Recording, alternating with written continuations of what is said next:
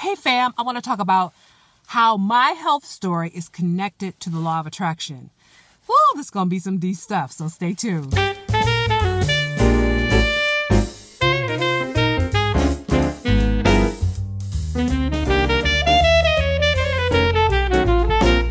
Greetings, beautiful spirits. I'm so happy to see y'all.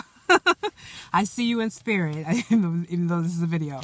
So today I'm taking another card, but it's from the deck that is called the Health and the Law of Attraction, and really digging deep into understanding myself health-wise, mentally, spiritually, emotionally, physically. You know, really trying to get into the health piece.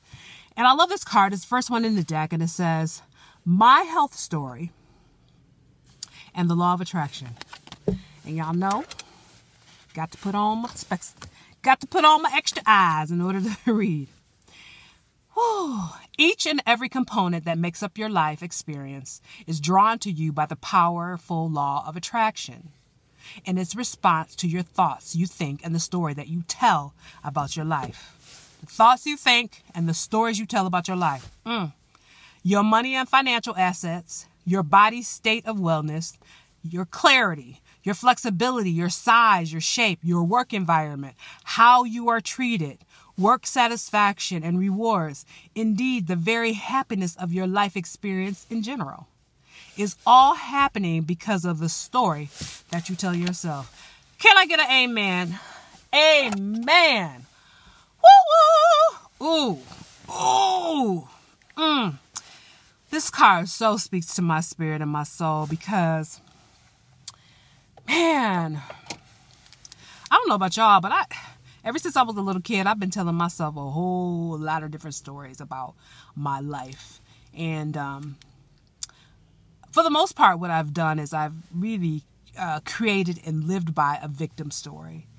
You know, my mama didn't do this and my daddy didn't do that and nobody loves me and all that. And I mean, I had a really strong, profound victim story.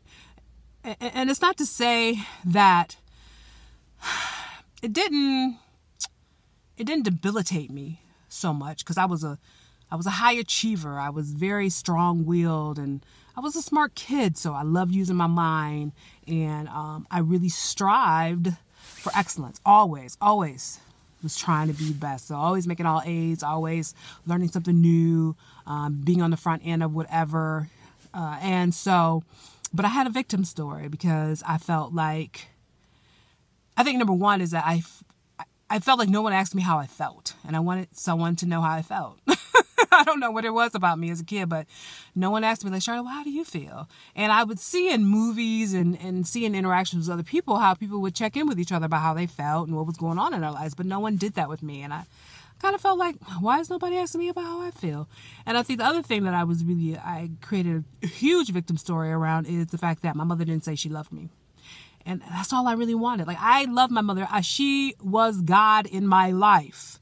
And I worshiped the ground she walked on. I would do anything to make her happy because I realized that this woman was a single parent. She worked her butt off to provide me with a really great life. And I just wanted to do whatever I could to make it easier for her. I was the oldest child. So, of course, you just have that older child syndrome, probably. I don't know. But I didn't mind that. I love that. But because she was a single parent, she really didn't have time to nurture me. And I think that was the nurturing that I needed, was just kind of like, hey, baby, how you doing? How you feeling? I love you. Everything's going to be like, if I could have got just a little bit of that. Now I would say, if I could have got a little bit of that, it would have been better. I don't know how much I would have required to feel good. But I do feel like that was, you know, for me, it was always been a victim story. And I think as the older I got, the more I just really, I'm really guilty of taking situations, kind of escalating them and turning them to my victim story. And then I was kind of a person, well, I was kind of like funny. So I was a big girl, so I was fat. So part of being fat is that you try to make everybody laugh. So I would be self-deprecating as well. And I would tell my victim story and, you know, and do it in such a way to make people laugh and make people comfortable for me because I was a people pleaser as well. And so that was my story, you know. And I think what I realize now is that I was really hiding behind the victim story, and furthermore, I was hiding behind humor, because I didn't have the capacity to I really wasn't connected to spirit. I will say that I feel like my religious upbringing made me a victim. I went to Church of God in Christ, a Pentecostal church, and I was taught that, I was born in sin, and that I always felt like I was never ever going to measure up in terms of being saved, sanctified, filled with the precious Holy Ghost, and that with fire. Like somehow I was never going to get it right. I was always going to do something wrong and always fall short in the eyes of the glory of the Lord. You know what I mean? Like I just felt like, wow, this is just, I'm never gonna get to heaven, or if I do get to heaven, it'll just be by luck. And so I think without the nurturing and with the kind of really strict religious upbringing and really just not knowing any better and not being exposed to anything else, I really embraced a victim story. But what's interesting about all this, I say all that. On the flip side, I would tell you something about me. I used to say I never get sick. And guess what? I never did get sick. And so it's interesting, 20, 30 years when I started to study spirituality, that I would realize that was some pretty powerful stuff I was doing when I said I do not get sick. I was using my mind, and I felt good about it, and I felt like I was right, and I didn't get sick. And when I thought about as a young kid, I didn't know what I was doing then, but I did it and it worked. You know what I mean? And now as an adult, let's rethink the paradigm. Let's rethink everything now. If you were able to say all your life that you don't get sick, you do not get sick, you always have good health, and you were able to manifest it in your life. Imagine if you took that type of thinking and applied it to other areas of your life, how your life would change. How if you told a different story. That's what I was doing when I said I don't never get sick. I was telling a story about my health. But what happens if I'd said it about everything else in my life? I am prosperous. I have mental clarity. I am in a loving relationship. I'm always in imagine saying I'm always in a loving and functional and dynamic relationship. I'm always successful in my career. I'm always financially prosperous. You know what I mean? Never broke. Imagine me telling that story versus the stories that I sometimes the victim stories that I was telling myself. How much that will change my life. And this card, when I'm thinking about it, it really points out to everything, your stories, your money, your financial, your body state, your wellness, your clarity, your flexibility, your size, your shape, your work environment, right? How you are treated, your work satisfaction, your rewards. Everything, it's all happening because of the story that you tell yourself. And I just always have to constantly tell myself what story, when I wake up in the morning, when I wake up with a lot of gratitude and I'm Spirit, use me.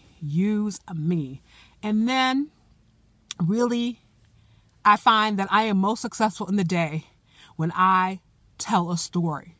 When I'm today I'm going to record 3 videos for my YouTube channel. I am going to complete X, Y, and Z for my work. I will do a 7-mile run. When I just tell the story before it even has happened, next thing I know is manifested. It's a done deal.